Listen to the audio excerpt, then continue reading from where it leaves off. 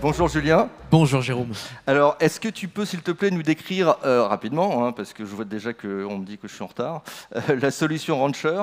Et je crois que tu as une petite démo à nous montrer pour illustrer comment on déploie sur un environnement à outscale depuis Rancher. Absolument, on va sortir un petit peu du cadre et on va essayer de faire bouger des choses sur ce très bel écran. Bonjour à tous. La société Rancher, elle a un but, c'est vous rendre les conteneurs simples, efficaces, abordables. On va mettre une interface utilisateur, on va mettre de l'automatisation à outrance et on va se le démontrer justement avec toute la pile à outscale que l'on va mettre à disposition de l'outil Rancher qui va être votre tour de contrôle pour tous vos orchestrateurs de conteneurs. Un orchestrateur de conteneurs, c'est la manière de rendre un conteneur productible, avec des qualités de production, résilience, scalabilité, observabilité, etc., etc. C'est notre rôle, c'est notre objectif principal, vous rendre le conteneur simple. Alors, le pourquoi est-ce que vous allez tous avoir envie du conteneur? J'espère que vous l'avez à peu près en tête, mais grosso modo, on a les qualités des applications cloud native en tête, c'est une somme de qualités. On vous souhaite à tous, si vous avez des applications à votre charge, d'être à même de pouvoir leur apporter ces qualités. Et notamment, les conteneurs sont une somme de ces qualités à eux seuls. La notion de microservice, la notion d'isolation, la capacité justement de rendre multiplement composables vos applications, de pouvoir leur donner des cycles de vie enfin un petit peu plus détendus, d'aller vers de la scalabilité et de la résilience. Donc, comme vous le voyez, on a notre offre Rancher juste au-dessus, qui est la tour de contrôle qui va vous créer ces orchestrateurs. On va parler de Kubernetes. On va vous mettre à disposition automatiquement du cluster Kubernetes très simplement depuis l'interface. Et comme vous le voyez, on vient s'adosser sur la partie infrastructure as a service d'Outscale. Et effectivement, bravo les ingénieurs Outscale, belle réactivité aussi des ingénieurs SUSE pour justement mettre en place ce connecteur, ce driver, ce pilote qui va nous permettre donc d'aller demander des ressources, de les orchestrer, de les mettre en place pour pouvoir y poser dessus de sublimes clusters Kubernetes. Et ben, je vous propose de passer à la vidéo. Je vais essayer de vous la commenter. Vous allez voir, au moins, on va être cadré dans le temps, c'est net. Je vais essayer de ne pas me perdre. Superbe logo. C'est parti. Quand l'histoire, elle commence, on doit donner une clé. Alors, on est dans l'interface Rancher. Ici, vous êtes sur votre tour de contrôle. On va aller regarder le Sésame. Le Sésame, il est ici, ce sont mes accréditations Outscale. Je vais être capable de commander des ressources dessus. Je suis sur une zone, bien entendu. Jusque-là, tout va bien.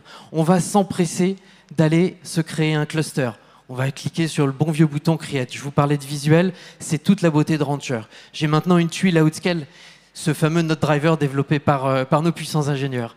On a ici ensuite une expérience Rancher finalement qui est relativement classique. Cette expérience Rancher relativement classique, c'est de l'interface avec quasiment tous les paramètres que vous allez pouvoir donner à l'infrastructure que vous allez télécommander et aux futurs paramètres de votre cluster Kubernetes à mettre en place. Là, c'est bon, je peux détendre un peu le coup. On a, comme vous le voyez, une création d'un cluster mononœud. On n'est pas passé dans tous ces détails. On va se faire un cluster Kubernetes portant les trois rôles, tout ce qui est control plane et donc la partie worker et l'API. Là, c'est l'interface Outscale. Ça me fait plaisir que vous puissiez la voir. Elle me manquait jusque-là. Donc, regardez, automatiquement, Rancher est allé vous poser dessus la création de l'instance, on n'en a qu'une seule, mais attention, on va revenir dessus, qui donc a été provisionnée, installée selon les paramètres que vous lui avez transférés. La beauté de Rancher, c'est tout un tas d'informations. C'est comme vous le voyez, une interface qui est plutôt agréable. Je vais savoir qu'est-ce qui s'est passé, quand, quelles sont les ressources en place. Est-ce que tout va bien dans le meilleur des mondes? C'est une vidéo, oui, ça se passe bien. Jusque-là. On a donc l'agent qui se connecte, on va mettre tout ça en branle-bas de combat.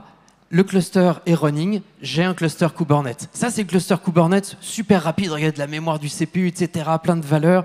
Je vais pouvoir commander des applications, aller dans une marketplace, etc. Fantastique. Mais c'est pas là où je veux en venir. D'abord, on va rester toujours sur l'infrastructure. Regardez, je vais appuyer sur un petit bouton plus là-bas. Et ça, c'est la beauté aussi de notre connecteur entre justement Rancher, l'interface, et Outscale. Outscale qui répond à nos attentes pour gérer l'élasticité. J'ai appuyé 2 fois sur ce petit bouton plus. Qu'est-ce qui se passe? J'ai 2 nouvelles instances qui sont automatiquement générées, vous le voyez ici dans l'interface Outscale, et qui sont intégrées aussi à votre cluster Kubernetes. Tout simplement. C'est super cool. C'est juste que l'on attend avec justement cette notion de sécurité qui est apportée en plus par Outscale. N'oubliez pas non plus que SUSE, Rancher, est une société européenne. On défend ses valeurs. La souveraineté, pour nous, ça résonne très fortement. Nos 3 instances sont déployées. Le cluster est en place. On ne va pas se quitter comme ça. On va se quitter, bons amis. On va aller justement dans la marketplace Rancher. Et je vais me permettre de vous faire le plus grand classique de tout ce que l'on fait en démonstration, à savoir, on va se mettre en place le monitoring. C'est un des premiers éléments. Rancher vient avec tout un set d'outils qui vont vous permettre d'avoir une production qui exporte vos logs vers un point centralisé, mettre du monitoring en place avec de jolis graphes, pouvoir faire du contrôle de l'API, valider que votre cluster respecte bien la conformité de tout un tas de bonnes règles de sécurité liées à la sécurité. Et j'ai donc l'intégration dans l'interface pour ces projets-là qui nous donne de sympathiques graphes. Merci beaucoup. Bravo pour la performance. C'était punchy, c'était rapide. J'ai rarement vu une démo aussi dense, faite aussi rapidement et efficacement. Merci infiniment, Julien. Merci.